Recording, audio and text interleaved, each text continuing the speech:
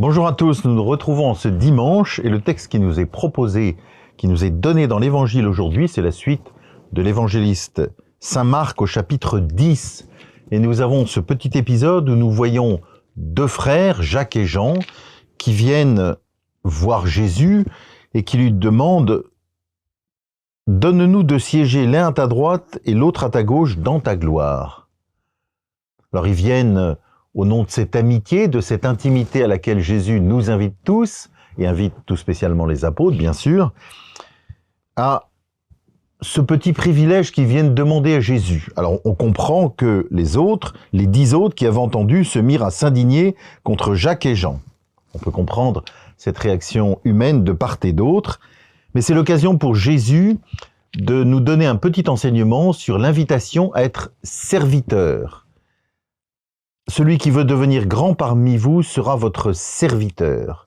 Et l'exemple ultime qu'il donne, c'est lui-même en disant « Le Fils de l'homme n'est pas venu pour être servi, mais pour servir et donner sa vie en rançon pour la multitude. » Et donc l'invitation qui est faite par Jésus, qui profite de ce petit incident qu'on peut imaginer, qui n'est pas très agréable dans un groupe humain, en fait, où on sent des petites rivalités certainement, il invite chacun à être serviteur. Et cette invitation, qui n'est pas simplement réservée à ses disciples, à ses apôtres, mais qui nous rejoint chacun et chacune aujourd'hui.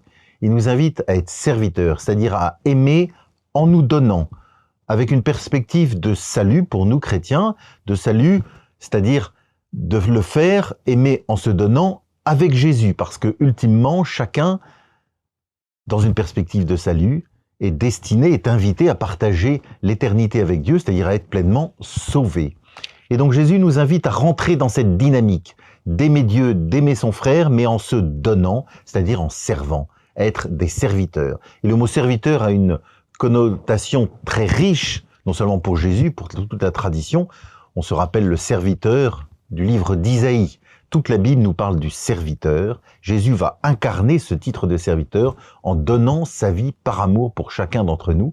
Et nous sommes invités à être aussi serviteurs, c'est-à-dire à aimer en nous donnant.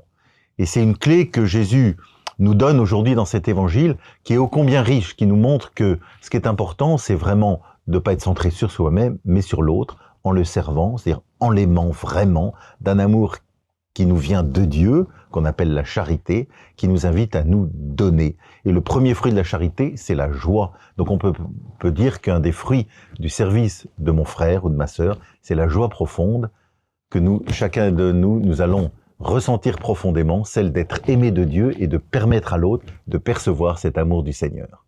Bon dimanche à chacun et à chacune.